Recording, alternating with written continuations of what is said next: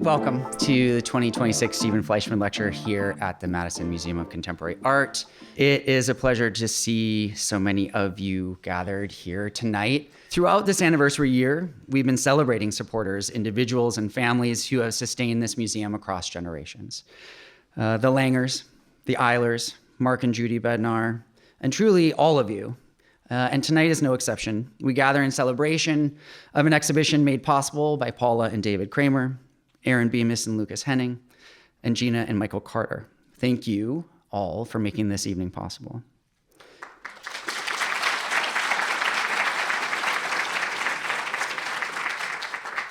It's also especially meaningful to see you here tonight for a lecture series established to honor the extraordinary legacy of Stephen Fleischman, who, as many of you know, led this museum for decades. Seeing this room filled is a reminder that this place has lasting impact and connections that last lifetimes are made here.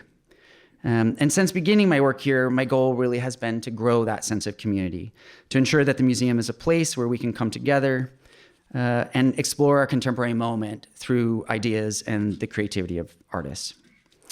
I want to acknowledge that this is not an easy time in the arts. We're navigating extraordinary challenges in fundraising and a moment when our city and region's needs are complex and changing and growing. And when support for artists is dwindling, a lot feels uncertain for artists. And our commitment to supporting artists is steadfast. It's at the core of what we do, and we do it with your help. So now, it's my pleasure to introduce tonight's speaker. David Harper received his BFA from the Nova Scotia College of Art and Design and his MFA from the School of the Art Institute of Chicago in Fiber and Material Studies. He currently teaches in the painting and drawing department at the Art Institute of Chicago and the new studio practice department at the Milwaukee Institute of Art and Design. David has been included in group shows at museums in the US and Canada, including MMoCA, National Gallery of Canada, and here at MMoCA. He's participated in numerous solo exhibitions, including My Own Personal Ghost at John Michael Kohler Art Center, Plateau at the South Bend Museum of Art, Skin and Bone at the Textile Museum of Canada, and an exhibition titled Entre le Chien et le Loup, which was organized at the University of Toronto in 2013. David has participated in several residencies, including the Robert Rauschenberg Foundation residency, the Bemis Center for Contemporary Art, and the Kohler Arts Industry Program. His work can be found in a number of notable collections, including ours, the Museum of Art and Design in New York City, John Michael Kohler Art Center, the Museum of Wisconsin Art, the National Gallery of Canada, and the Frederick R. Wiseman Art Foundation in Los Angeles, and the Art Gallery of Nova Scotia. Would you all join me in welcoming David Harper?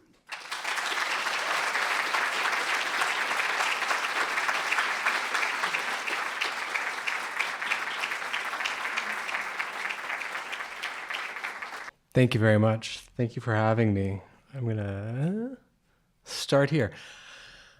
I prepared notes for tonight. I'm gonna read to you.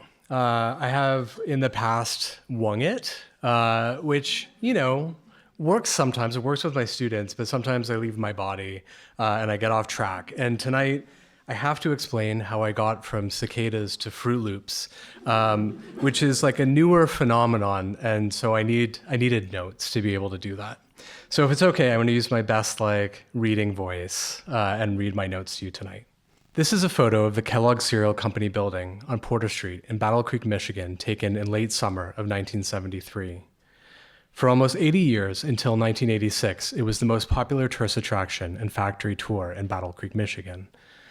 The tours were discontinued due to visitors' increasing desire to touch the cereal in the production lines and concerns about espionage, mainly from Kellogg's main competitor, Post, which is also located in Battle Creek. At the conclusion of the tour, guests were given single-serving, travel-sized boxes of their favorite cereal, the most popular often being Fruit Loops. This particular building was demolished in 2016. In 1994, when I was 10, the film, The Road to Wellville, adapted from the novel of the same name written by T.C. Boyle, was released in theaters to little fanfare. The film, starring Matthew Broderick, Bridget Fonda, John Cusack, Dana Carvey, and Anthony Hopkins as John Harvey Kellogg, was a comedy drama satirizing the clean living and health trends employed at the Battle Creek Sanitarium, which was managed by John Harvey Kellogg from 1876 to 1943. The film is not particularly good, often problematic, but has stayed in my head for 32 years. In 1991, when I was 7, 3 years before The Road to Wellville was written, Brood 14, a 17-year periodical cicada, emerged in the United States. Brood 14 primarily emerges in the Midwest, except for a peculiarly distant but large gathering that emerges in parts of New York, particularly Long Island, where my grandparents lived, and I spent a large portion of my childhood. That summer, while a passenger in the back seat of my grandfather's Volkswagen Beetle with tan pleather seats and rusted wheel wells, driving on the 106 Wantagh Parkway to Jones Beach, I ate what I recall was my first Fruit Loop. Out of a small, single-serving travel-size box. I recall a small hole rust-carved in the floorboard of the rear seat.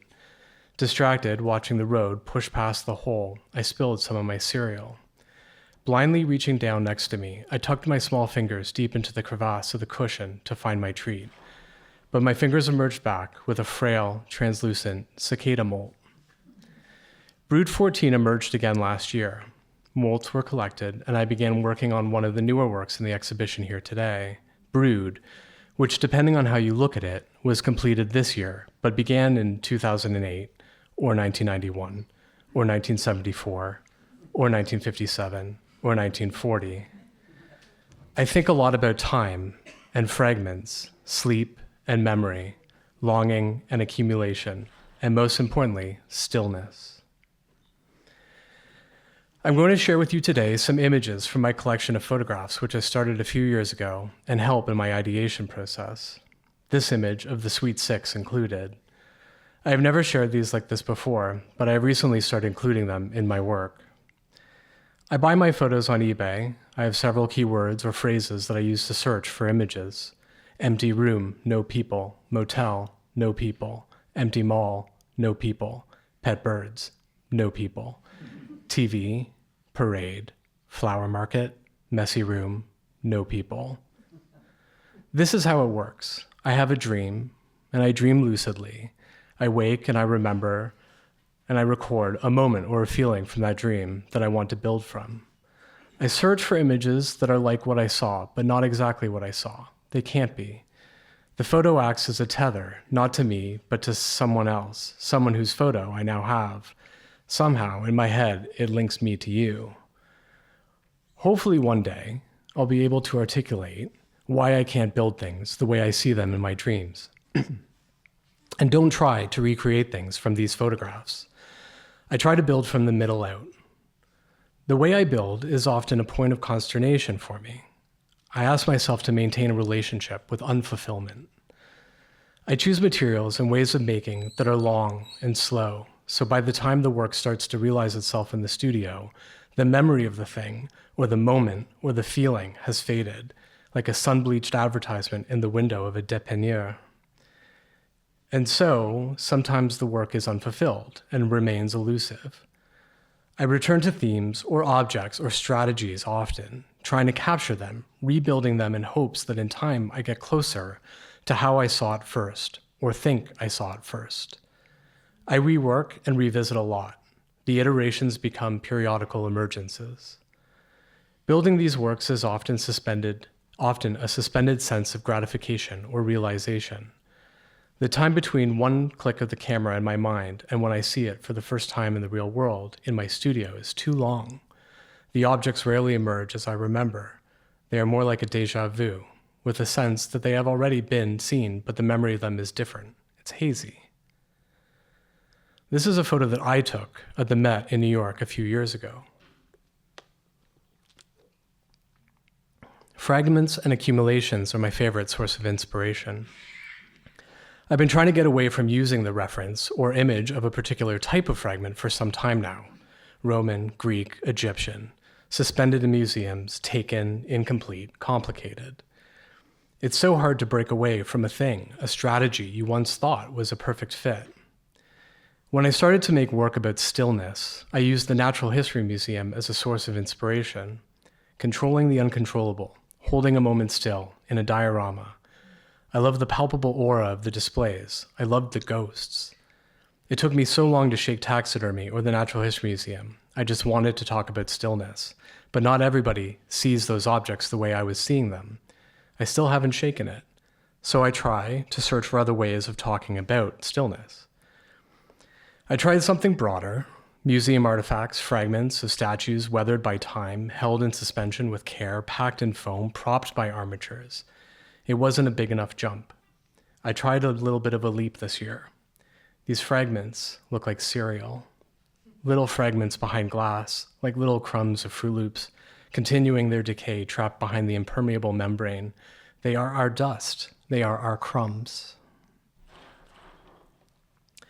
In 2012, still using the language of natural history museums, but treating the objects as artifact rather than diorama, I built Settlement in Place of Lore. Made of ceramic with elements of wool felt bindings, they are life-size reproductions of walrus tusks, elk teeth, sperm whale teeth, human femurs. The selection of elements carries some weight. Some of those objects have been used in the past for decoration, used for storytelling. I was more interested in the act of stacking, compiling, and arranging, shifting my focus from a relationship of trying to recreate a scene to leading the viewer to think about the caretaker of the objects. They are still, but an action was taken to get those things there. In Prone 2017, I revisited some of these strategies again, binding 2 large ceramic snakes on storage racks, trying to hold these serpents still.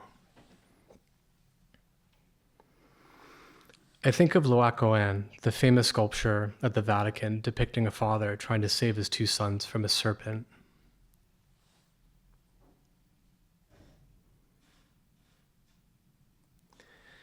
I use the vitrine as a barrier. Is it there to protect the objects from me, or me from the objects? I want to talk about care in my work, so I took this fractured statue of Apollo and created these hands holding silk shrouds over its body, showing the image of the parts that had been lost, his nose, his hands. I want to try and rebuild these things, like I try to rebuild the imagery that pops into my head at night when I'm asleep, when I am prone.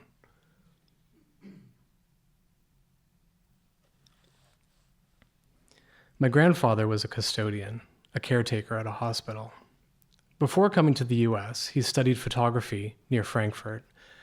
He never pursued it after he got here. His first job was as a carpet sweeper at the 1939 World's Fair in Queens. He pushed Abyssal 39, looking down, looking for dust, looking for fragments. From 1952, when my mother was 5, until his death in 1998, when I was 14, no one, except him, was allowed in the small attic second floor of their house on Strawberry Lane in Hicksville, Long Island. When he passed, I was the first person to go up there. What I saw was the genesis of so many of my thematic and material choices. That's Abyssal 39. eBay. Here is a cast made of bone that has been pulverized and recast as my arm. The shutter finger, my right finger, is missing, but a case of soapstone fingers resting in museum foam sits beneath it. Here is a stained glass hand on the case that holds the arm.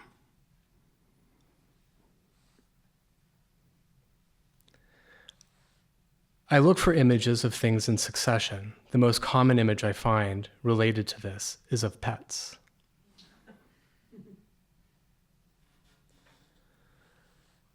Encyclopedia of the Familiar was one of the earlier split works. Here, I combined my interest in accumulation to build a narrative with my interest in things that have been split or bifurcated. In my work, if it's a pair, it's going to be deeply personal. I have a complicated relationship with sharing too much. I want to be vulnerable. I want people to know me and my anecdotes, but that is sometimes one of the hardest parts about being an artist, one of the hardest parts about being human. I want to leave space for other people to be able to enter the idea that I myself am still trying to figure out.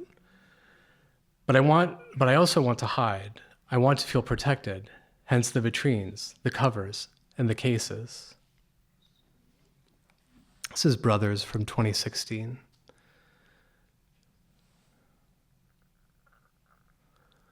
And another split work, Pisces, from 2018. This is made of tanned fish skin.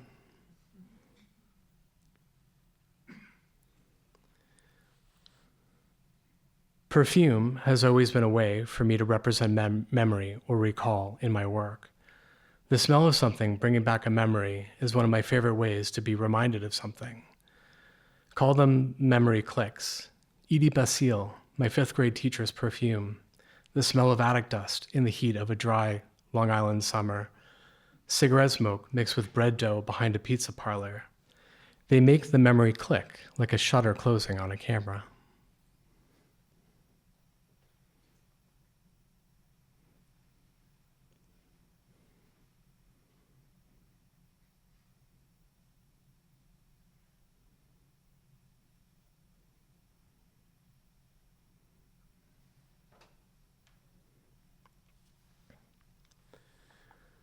These are 2 of my favorite photos. They were taken in San Francisco, date unknown. It is a woman who I suspect is standing in her new home. There is love and feelings of gratification in these images, pride, happiness, and fulfillment. Not an empty room. How do you make work about big, insurmountable feelings, shared experiences that can be so overwhelming? How do we share in this? How do I bring you in?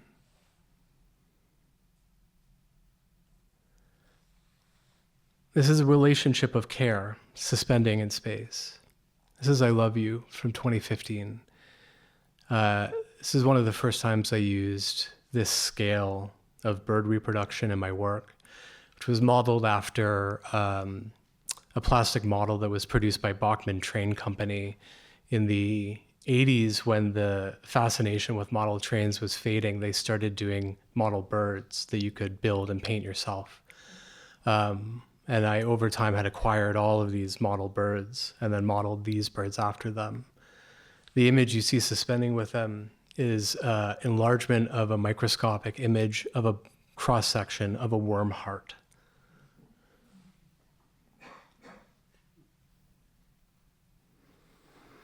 This is The Boy in the Meadow from 2014.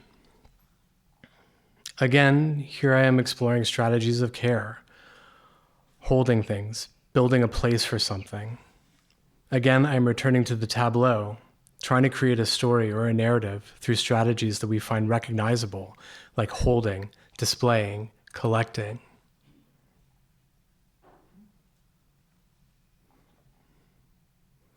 These casts are made out of virgin paper pulp, so it's highly pulverized paper that's then pressed into molds. And to turn it into a geode, I line the inside of the head with epoxy and then roll glass fragments around in there and empty it out. The hide that you see next to it is made from making my own wool felt with raw wool roving and then inserting fragments of that skin into molds of hooves and then pouring the plaster into the mold to attach them to the skin. The following 2 images are from my collection of department store window displays, which remind me of natural history dioramas, but the figures are sometimes noticeably absent. This one is essentially the exhibition in the lobby.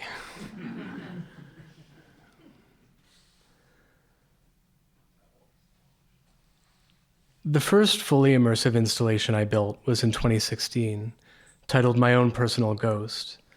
It was the first time I asked the viewer to enter or be a part of a tableau. I wanted to create a mise-en-scene, a representation of a fictional studio, where things were both simultaneously being built and on display.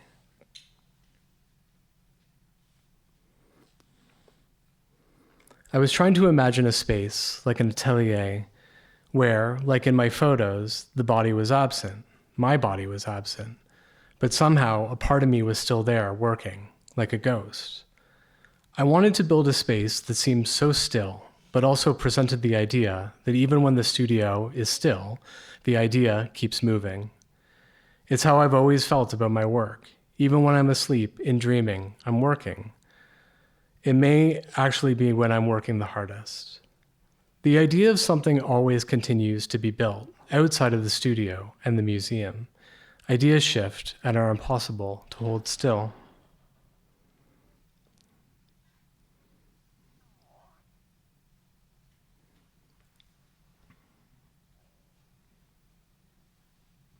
The figures that you see in the corner in the case are made by taking weavings that I weave, overstarching them, and then kind of upholstering them over a mannequin form, and then taking the weavings off, leaving this kind of ghost-like shell that then I use kind of museum armatures to kind of erect and bring back to life.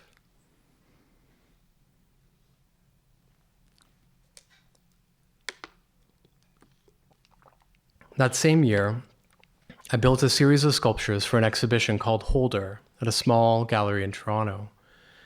Retreating from my urge to immerse viewers into an idea or a space, I focused on strategies of looking through and around, placing sculptures in the space in a way to guide the viewers through a narrative. For this project, I was inspired by the wing that was designed by Carlo Scarpa at the Gypsoteca in Pisagno, Italy. Scarpa designed the space in a way that asks the viewer to weave through, look up on, look down on, be shrunk by, and loom over the sculptures in the space. The work in the exhibition had some reimaginings of known works, like Bernini's Apollo and Daphne, and some illusions of my own.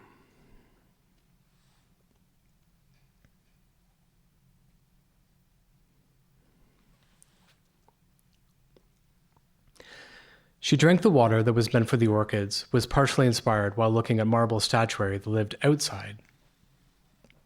Left to the elements, over time, a lot of time, the details start to fade away. The rain erodes the surface, and what is left becomes a ghost or a faded memory of the original form. Our efforts to preserve and hold still often become futile. There is inevitability to decay that is both sad but also beautiful. While protected by glass and laid down, pressed into an enveloping cloud, the form is made of dehydrated milk. There is a tension created between the attempt of preservation and the reality that even the moisture in the air could feed this form and we could watch it wash away. Again, some perfume bottles.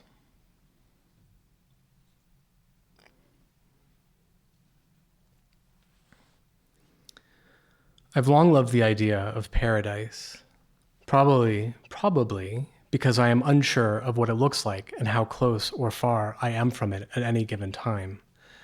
I know it's different for everyone, but there are certainly things that we recognize as paradisical.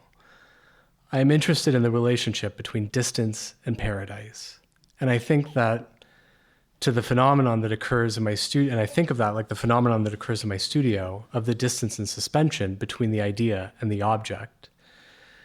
These works were created by taking Polaroid photos of images of different birds of paradise from a book and then making them into woven tapestries.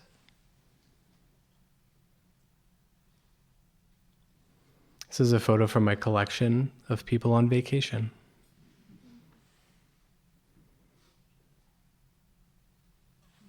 I also collect postcards of motel rooms.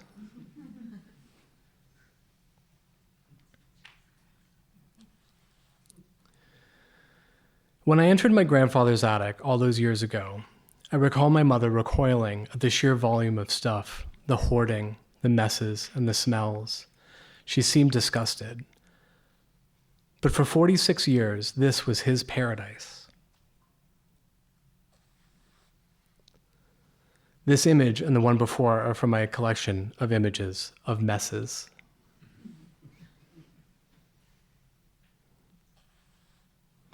The first thing I picked up in that attic was the safety razor next to the sink.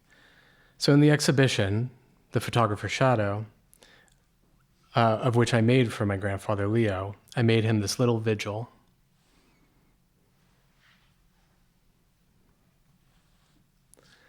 It's important for me to try and keep things safe, keep these ideas safe, to create little moments of care, especially for things and ideas and feelings that are vulnerable or messy. This is a little reliquary I made for a rubber snake.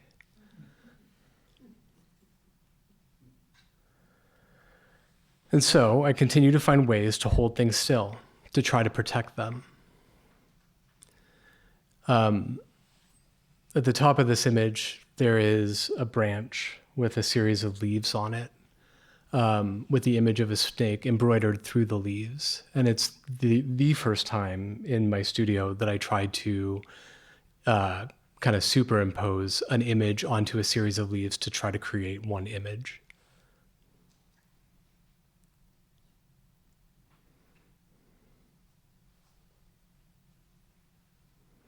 The objects in these pieces, and I'll answer any questions about materials at the end of the talk. The arms and the snakes of all of these devices are made of cast dehydrated graphite. Not graphite, charcoal, sorry. So if you were to take them from their bindings and drag them across the gallery wall, they would leave deep, deep, dark marks.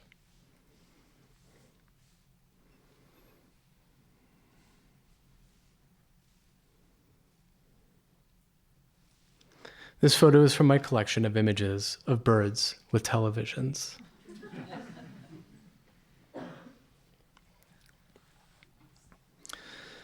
Sometimes the best way to work through the tensions I encounter trying to make my work is to not make work at all.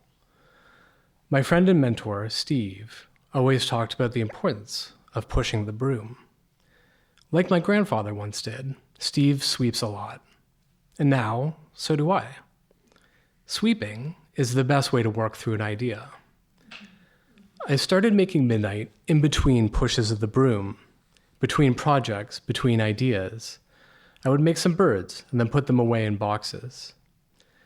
In 2024, Suzanne Cart, the curator at the Art Gallery Burlington, who had cared for another project of mine 15 years prior, asked what I was working on. Stillness. She saw some birds on the wall of the studio and asked about them, and asked a few days later if and how I wanted to realize the project. I told her how I saw them in my head, and then I began to finish Midnight. Midnight is made up of 10,000 ceramic handmade birds. There are 17 variations there's 17 different species of birds and endless variations in how they're configured and posed.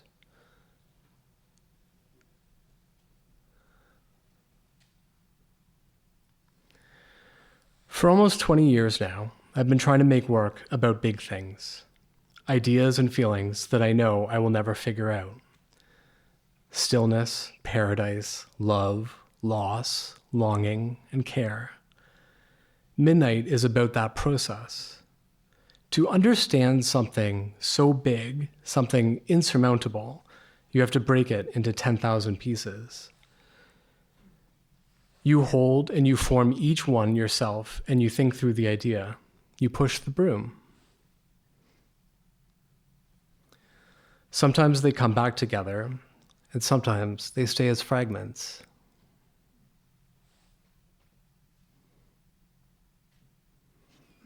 This is the last to win, made in 2009.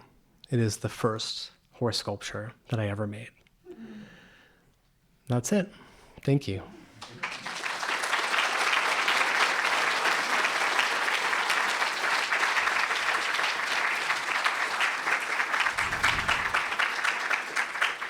I get so afraid of making something in the wrong color because that's often the first thing to fade.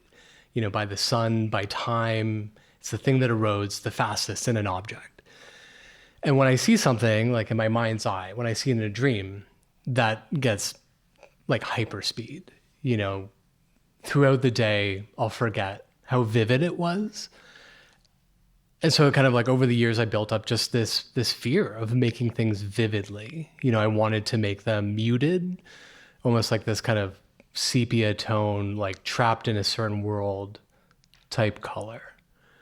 I think when I was in grad school, somebody used the term chromophobic.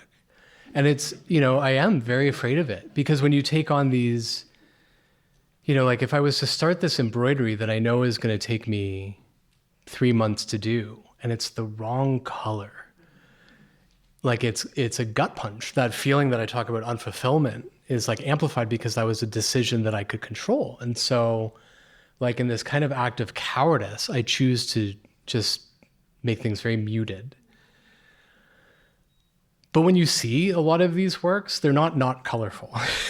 Like my own personal ghost was very purple. There's so much purple in that exhibition. But combining, that much purple with like organic, earth tones and, and deep, like, light absorbing blacks, that purple just kind of spreads out and it gets lost a little bit. When I set out to be brave and to build this exhibition, I knew that, Paul and I had this discussion about centering it around She Drank the Water that was meant for the orchids, which is, in the scope of things, monochromatic, but bright. And so I kind of based a lot of the work's color and tonality off of that. And then it got out of control. I think I said, to my studio assistant, Elliot and Rachel, who helped install the exhibition, I think I was just standing in proximity to them and I said, this is too pink. This is too much pink. And it makes me uncomfortable, but in a good way. It's being brave. It's forcing yourself onwards to the next thing, to being okay with something. Fruit Loops can't be any other color than like this Technicolor, but I can make them sun-bleached if I want to. So that's the first part, is I'm trying to be brave and I'm trying to embrace more color. It'll never be green though. I tried green once and it threw me off. And then time through the work, I started teaching a couple years ago, and a lot of the students I work with want to talk about nostalgia. And I'm so fascinated with what their nostalgia is, what their memories are, what their interest is, to the past, and why they want to grab onto it. I know this thing as longing, because nostalgia in my mind is so different for everybody. And it's often related to an object or an experience. Like I need to find ways to make it a little bit more universal for myself, to allow people in. And I hope that one day they get there too, right? They understand that the thing that they want to make work about is something that's felt by all of us. And it's so beautiful to long for something, for whatever reason. So I hope that they get there, and I hope that they understand that it's shared. It's something that keeps them connected with everybody. And so the works I built for this show, they do traverse time a little bit, I think. I think they traverse because I'm referencing things that are like so far out of my grasp. Like when I'm referencing, Greek statuary, it's out of my grasp until I make it, for myself. And then it is there to touch. Yeah. I don't know if I can ever fully answer that. If when I first started making work, like when I made this work, this was like at the tail end of me being really captivated by an era of material that was so old and so out of my reach. And I think, like when I talk about cowardice and bravery in the studio, I think I started there because I didn't want to be close to the thing. I wanted to keep distance again. And so I was making things that were like these antiquated notions. Jen, who's sitting in front of you, we went to undergrad together many, many years ago, and she saw all that work. And it was like, I was trying to do something. I was trying to be something, but not yet brave enough to just get close to it. And so I was using materiality and ways of making that were really distant, from my own lived experience. And again, now I'm getting a little bit braver. 70s, 80s, 90s, When I was a kid and when I was growing up, I had, an interesting parental model, and I would often spend time with my godmother, Rachel, and her partner, Rennie, and we did arts and crafts together, and that's how it was presented, arts and crafts. And so that's what I knew about building, about making. Everything fell into that category. It's so dumb. That all of this boils down to just like a misunderstanding. But when I got to art school and there became this like division in materiality and ways of working and talking about work, and they asked of me to choose a discipline, I was not looking at the course catalog correctly. And, I took this course called Craft in 3D Form, which I thought meant like craft and sculpture. But it was in the craft department. And I went and I studied under an amazing professor, Francis Dorsey, who weaves so beautifully. And that's kind of when I realized that, like, there's these divisions. And over the years, like, I've done a lot of thinking about, like how materials and ways of working get put into categories, and I and many other makers think that it's silly. I think that if you are like, if you call yourself an artist, you're a builder of all kinds, right? You build images, photographs, you build performances, you build, like everything is just making. When I got to grad school, I had like dug deep and I had started embracing, more textile work and ceramics, and I was expanding. And it was in grad school that I worked with an amazing professor, a few amazing professors that really supported this way of working and encouraged it. And it was Jim Zanzi, who was one of my grad school advisors, who, he was also the advisor to like David Sedaris and Sterling Ruby and like, all of these amazing people that have very different practices. And Jim Zanzi's, practice was rooted in photography and history and vernacular art environments. So this man with this person with this like broad breadth of like just the history of loving things said to me very plainly, this is confusing. Nobody knows what to call you. And I was like, well, just, call me a builder, call me an artist. And I think that's when I kind of just like went kind of full-throated into, I don't want to be one particular type of artist. I just want to build things. But I love craft and art. Yeah. I will say, if I could add, because this will add some clarity, a lure to get people to come close to these objects, which are often uncanny and deal with hard subject matters. Using familiar materials that are linked to the body and to the home are good ways to get people to come close. People want to look deeply at beautiful things, right? And so you can trick people by luring them in to look at something beautiful and then break their hearts when they get there.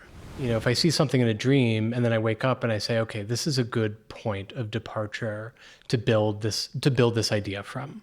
But I have to now sit down and figure out what all those things are made of, because in my head, I don't know.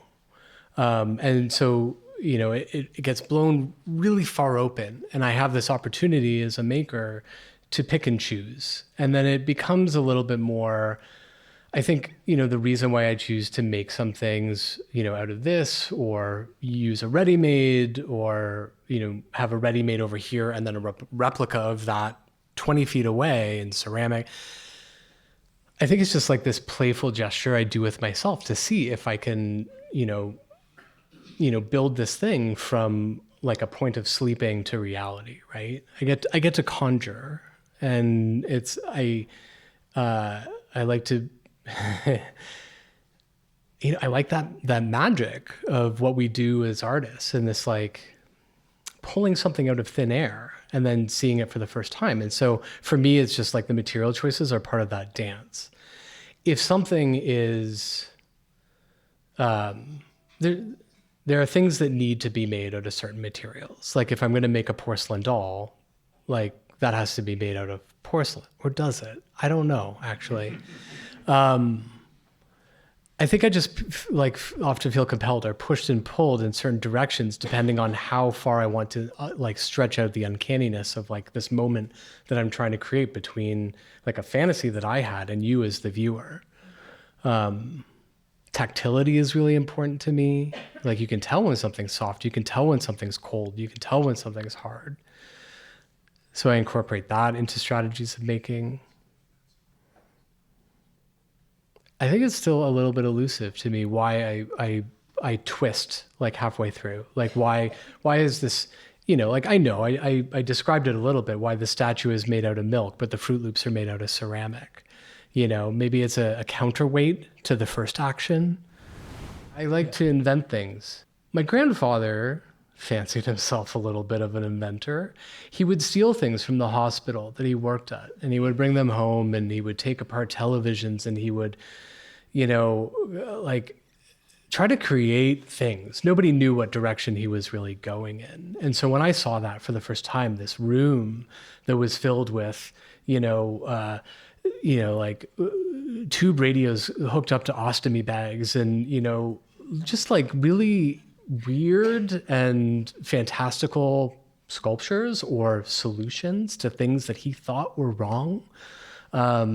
Creating, a material is me trying to find a solution to wanting to see something like exist in the world that doesn't yet exist.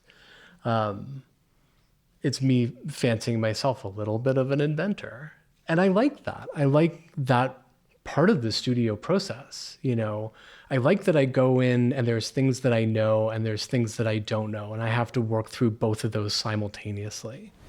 I have a recurring dream. It's a stress dream. I have like 4 stress dreams that I get. And one of them is when before I went to art school, I worked at a summer camp, and I was technically on the maintenance crew, but my job at this summer camp was actually maintaining like the largest fleet of cedar strip canoes in Canada. And so for many years, I was a boat builder before I went to art school. 2 very practical and career paths. And so the only dream I ever have where I'm building is I'm back there and I'm building boats. And my boss at the time is looking for me, and can I tell an anecdote? I had a workbench. It was a very long workbench in the boathouse, and it fit like the cots in the exhibition. It fit one of those cots perfectly under the workbench with this door. So I would go and I would sleep in there, laying on this cot in the workbench. And my boss, would come in looking for me, and I'd panic, but she would never find me. But then I, decided, okay, I'm gonna cut a peephole. And I'm going to cut a hole in the floor so that when she comes in, I could dip and then run back around and come in. Those are the only dreams where I'm building or not building things. But it's never, I never dream of myself in the studio, and I never see myself, in my dreams. I know that I'm there, but I don't look back upon myself. And I've had, it's I don't know if it's weird to stand in front of a room full of people and talk about, like how much of an impact dreaming has made on somebody's like ideation process. But, when I was a child, I had extremely lucid dreams, so much so that I went to a hypnotherapist to tone it down a little bit so that I would get restful sleeps.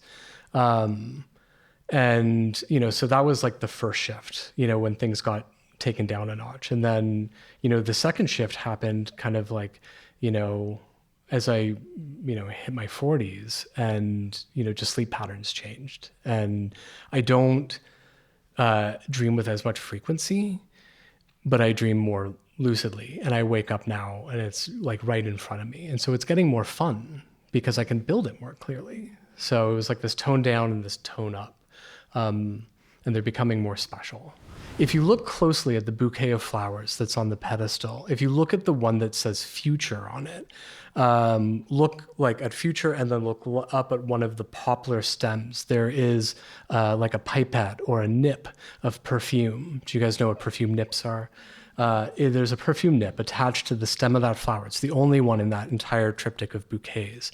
On that little pipette, it says midnight. If you turn around, there's 2 cots that have motel key fobs on one side that have images. One is of the bird that you saw with the television, and the other is a motel room. On the other side of the cot, there is an embroidery of the motel logo that says midnight. If then you turn and look upwards, there's a bouquet embroidered on the wall. That bouquet the piece is called Impossible Bouquet. And I made that piece. It is the Impossible Bouquet, which is like this, my wife talks about, these Dutch floral paintings where multiple flowers from multiple seasons and places were put together to create this impossibility. The bouquet, for me, is this art object, or this object that I've been trying to make that no matter how hard I try, I can't get it to look the way it looks in my dreams. So that's the Impossible Bouquet that's mimicking, the third iteration of bouquet that I've tried to make. Follow me down. They're all connected through, through a material or a strategy, like binding, pushing things into cushion, sun bleaching. I always carry one thing from the last project to the next. I could draw a string from works that I made in 2005 when I was, 19 years old. I am stubborn and I'm trying to figure things out as I go. I like that as an artist and an educator, I can look students dead in the eye and say, you're never going to figure it out. And if you think that you have, you're definitely not done. You're so close to the beginning. I believe that we're always building, and we have to build on the last idea because it teaches us something. And I love learning through material, and I love learning through these kind of feelings of unfulfillment. Okay, I didn't get the bouquet right. This one, I don't like it. There's something off. It's not dense enough. It's too pink. I look at it and I was like, oh, this could be more colorful. I made this very monochromatic, so I'll try again. Thank you once again to David R. Harper for this lovely talk. Thank you.